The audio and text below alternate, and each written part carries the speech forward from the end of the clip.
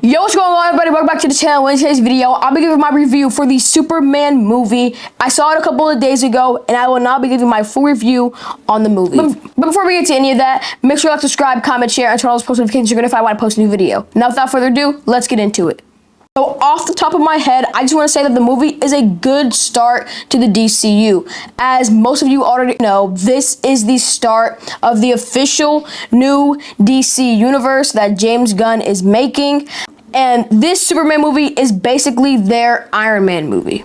I'm not that much of a DC fan, but from what I've heard, this movie is very accurate and true to the character of Superman, which is always good to hear. I don't think anybody wants a bad representation or a bad portrayed version of their favorite character or a very iconic character like Superman is. So it's always good to hear when a character is comic accurate and true to who and what they are in the comics. This movie feels very comical and like cartoonish, which I guess in a way is also very good.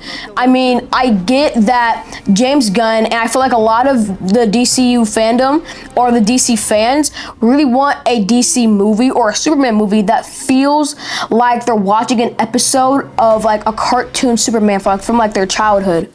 I grew up watching DC shows before I even was introduced to Marvel, and I cannot lie, this movie definitely feels like an old episode of a DC Superman cartoon.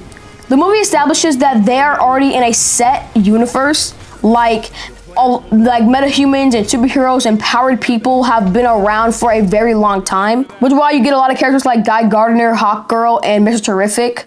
I believe those characters are put in this movie to let us know as an audience that this universe has had superheroes for a very long time.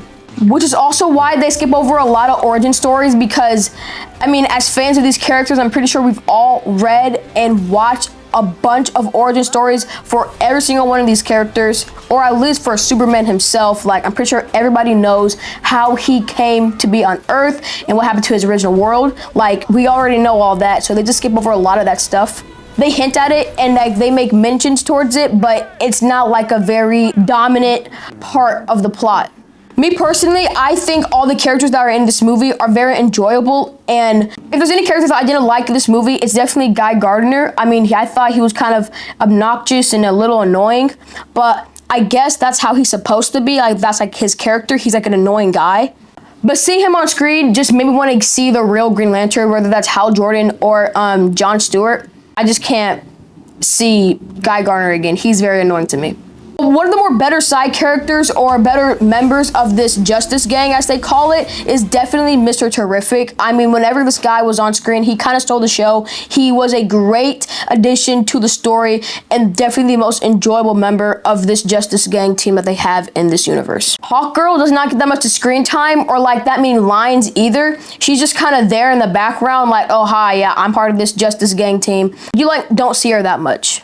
But I will say that all the characters that appeared in this movie felt natural and not forced. Even with Hawkgirl, even though she didn't have a lot of screen time, I still don't think that she was forced into the movie. And I'm pretty sure they're doing something with her in the future, like in Peacemaker season 2. There's a trailer and she was in there with Guy Gardner, so she would definitely be a character or like a very predominant character in the DCU. And this movie definitely captures who Superman as a character really is. I feel like a lot of the general audience and like regular fans of just movies have seen Superman as a very dark character, and I feel like they see him like this is because of the Zack Snyder Superman and because of all the Superman parody villains that we've gotten over the years, like Omni-Man and Homelander. People like look to them and they've kind of been like brainwashed into thinking like Superman is this very serious and dark, powerful character, when in reality he's not. He's a goody two-shoes Boy Scout who makes corny jokes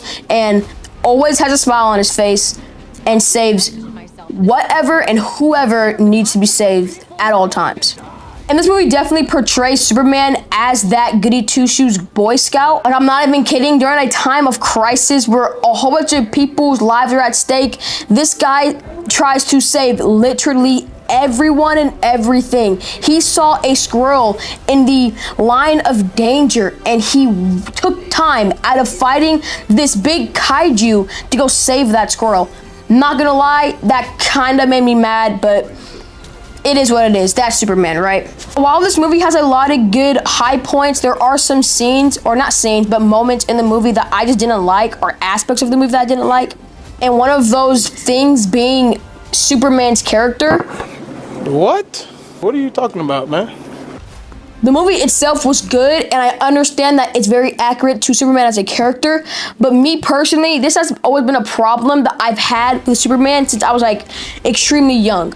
I've always hated how nice he was no matter what situation he was in. It was very annoying to me, which is why when I saw him save that squirrel, I would kind of just rolled my eyes like, okay, we get it. You're a nice guy. You're gonna save whoever you think needs to be saved, no matter what. And I got that, but it still kind of aggravated me. It also kind of aggravated me that he was getting defeated in this movie way too much.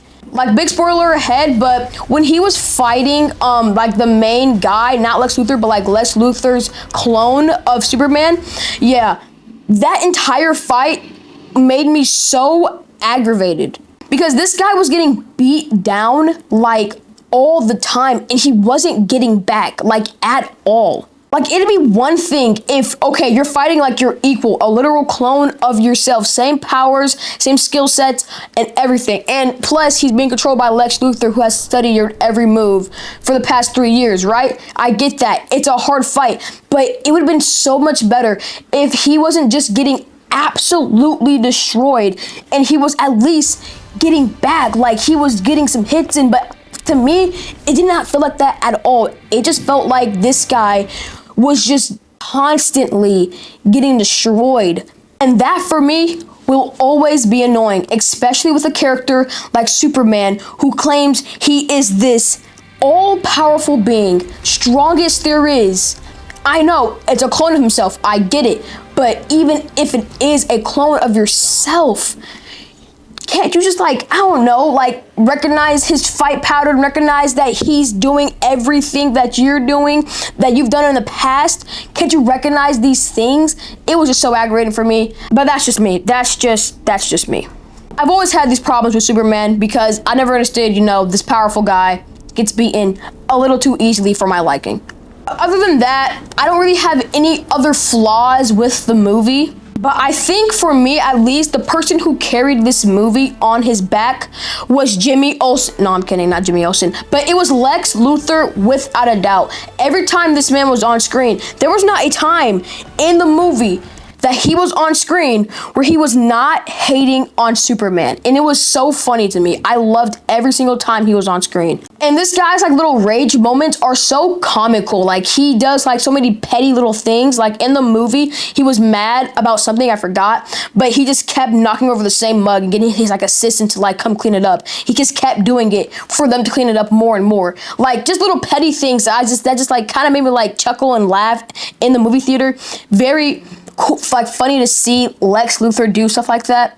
Like, I've seen a lot of Superman movies over the years, but I've never seen like a Lex Luthor like they portrayed in this movie. Personally, for me, this is the best Lex Luthor we have gotten on screen in a long time. And also the 1A scene, absolute cinema. For all of you guys who have seen the movie, you know what I'm talking about when I say the 1A scene. It was so funny, the funniest part of the entire movie for me. But I would definitely say he carried the movie on his back. Well, I wouldn't say like carried the movie on his back like he was the only good part about it, but he definitely made the movie a lot much more enjoyable to watch. Also, Lois and Jimmy, love the way they portrayed both characters in the movie. Yeah, the movie overall was pretty decent. I enjoyed it. With all that being said, I originally rated this movie an 8 out of 10, but now that I've had some time to think about it, I'm gonna give it a solid 7.8. Decent start to the DCU. I do believe that if they stay on this track and just get better from here, they can definitely give Marvel a run for its money, which also gives Marvel an excuse or a reason to lock in before DC takes over the movie industry and becomes the better franchise. And you know what? I'm just gonna say this movie is a solid 8 out of 10. Screw the 7.8. That's just stupid. It's right there. It's an 8 out of 10 in my opinion. But yeah, guys, that's all I have for you guys today. If you enjoyed the video, be sure to leave your thoughts and opinions in the comments down below. I'd love to hear y'all's review on the Superman movie for those of you that have seen the movie. But yeah, without further ado, I'll see you on my next one. Peace.